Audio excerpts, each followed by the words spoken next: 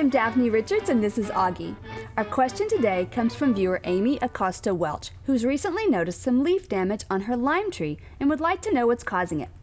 From the photos, it appears that so far, the damage is pretty limited and diffuse with no discernible pattern, so it's a bit hard to know for sure. Amy says she's noticed some grasshoppers in her yard, but they're voracious eaters and they tend to devour leaves pretty quickly, leaving only stems behind. Some of the damage appears to be caused by the wind or some other physical damage. In a few places, it also looks like sun damage, which could have been caused if the tree is in a container and was moved into the shade for a period of time, then back into the sun.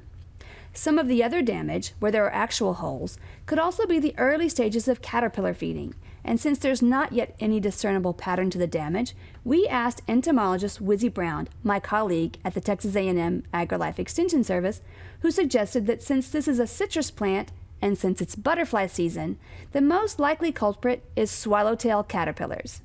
So now, Amy, back to your question of what to do. I'd say that depends on how extensive the damage is. From the leaves you've shown us, I'd say the issue isn't worth worrying about, especially if the tree is mature. But you should watch to see if the problem progresses. Check for swallowtail caterpillars, which have a very distinctive appearance. Again, if the tree is mature, consider leaving the caterpillars alone, sacrificing a bit of your tree for the sake of future swallowtails. But if the tree's young and you find more than a few caterpillars, you can simply remove them and toss them into the yard for the birds to eat. Our plant this week is honey mesquite, Prosopis glandulosa, a medium-height, often shrubby, deciduous tree.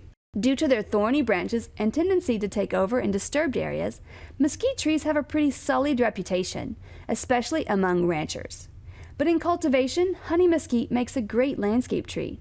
It lends the perfect amount of bright, dappled shade to a yard, providing protection from the harsh rays, but allowing enough light in for other plants to grow underneath. The divided leaves sway in the slightest breeze and have a beautiful wispy appearance. Once established, honey mesquite easily survives on annual rainfall, but will benefit from a little supplemental irrigation during extended heat and drought. With ample rainfall, the tree produces fragrant, creamy white flowers, followed by long bean pods that can be slightly annoying to clean up. Plant honey mesquite in full sun and away from your home and other structures.